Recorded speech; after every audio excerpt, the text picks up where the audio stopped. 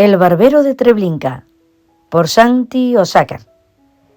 Siempre digo que con el paso de los años mis hábitos de lectura han cambiado muchísimo, y menos mal. Sin ir más lejos, recuerdo que cuando no me interesaba en absoluto un tema, me negaba a leer cualquier libro que tuviera que ver con algo con él. En concreto me pasó con La ladrona de libros. Fueron varias personas que me lo recomendaron, pero yo, al ver que estaba basado principalmente en la Segunda Guerra Mundial, pasaba un poco.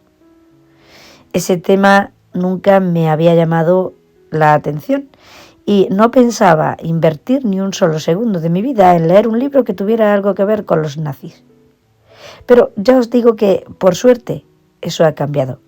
Y de nuevo, menos mal, porque un día, sin venir a cuento, decidí leer aquella novela de Markus Zusak y, madre mía, la disfruté desde la primera página y desde el mismo momento se convirtió en uno de mis libros favoritos.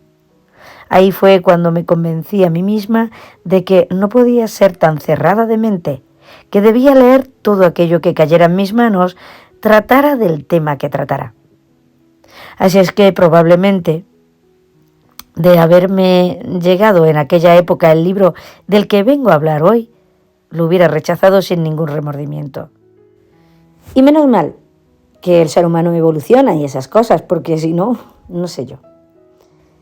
Y es que esta novela, El barbero de Treblinka, de Santi Osakar, tiene lugar en plena Segunda Guerra Mundial, concretamente en el año 1942, cuando los nazis comenzaron el exterminio de judíos en Polonia.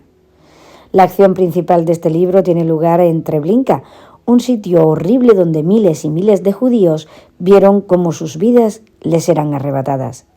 Y allí, en esa localidad cercana a Varsovia, fue a parar Karl, nuestro protagonista. Cuando llegó al campo de concentración y le preguntaron qué sabía hacer en la vida, él contestó que era barbero. Eso le dio una posición más privilegiada sobre el resto de sus compañeros, ya que él se iba a encargar de adecentar el cabello y las barbas de todos los nazis que estaban destinados allí.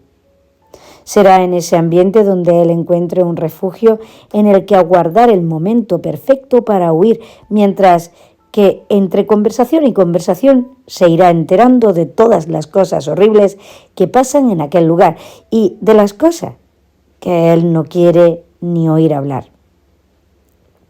Ya desde el primer momento que empecé la novela me enganché.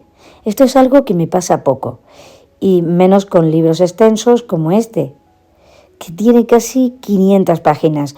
Lo normal en libros de esta envergadura es que el autor se tome su tiempo para poner al lector en situación y que tarde un poco en meterle en la acción o en la historia que le interesa. Pero en este caso, como digo, no es así. Ya desde el primer momento nos encontramos dentro del camino del exterminio, con esa historia que es como si fuera un jarro de agua helada sobre nuestra cabeza.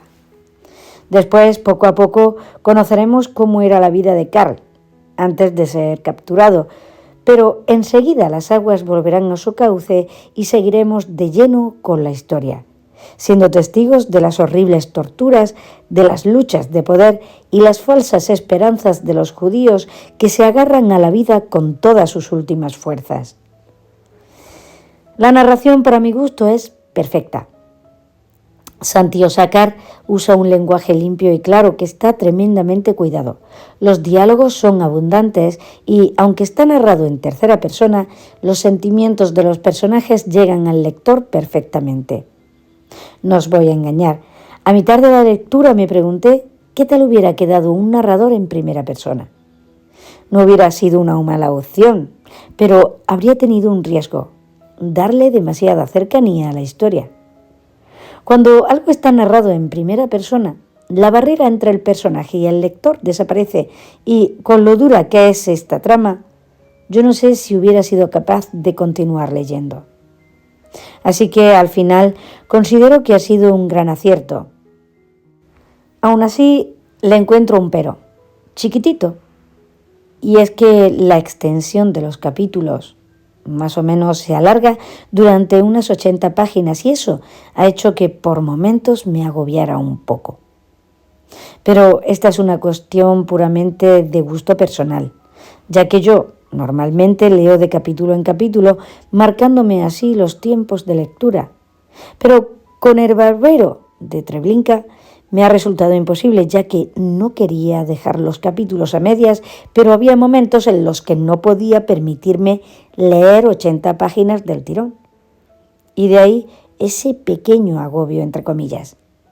Seguramente estáis pensando que es una chorrada, pero para mí ese detalle ha hecho que no disfrutara al 100% del libro, ya que dejar un capítulo a medias es algo que me cuesta una barbaridad.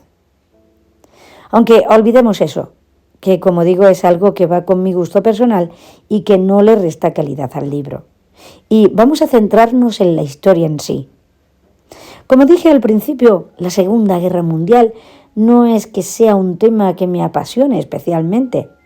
Conozco personas muy curiosas que se empapan de todo lo que tenga que ver con aquella época. Pero yo, sin más. Así que me daba un poco de miedo enfrentarme a este libro y que no me gustara o que no me sintiera en mi salsa leyéndolo. Así es que cuando fui avanzando en la historia y fui viendo que yo me iba metiendo más y más en ella, no pude evitar sorprenderme. Porque, al fin y al cabo, leer algo del género que te gusta y que te llena es fácil. Pero lo difícil es conseguir que alguien al que no le interesa la historia que le vas a contar se quede enganchado o enganchada a la trama sin remedio alguno. Precisamente por eso, por esa capacidad que ha tenido Santi de tenerme en vilo durante todo el libro y de enseñarme a su vez un montón de cosas que desconocía sobre aquella época, siento que esta novela ha sido un total acierto. Ahora pienso que no tenía razón antes. Menos mal que, como digo, de los errores se aprende.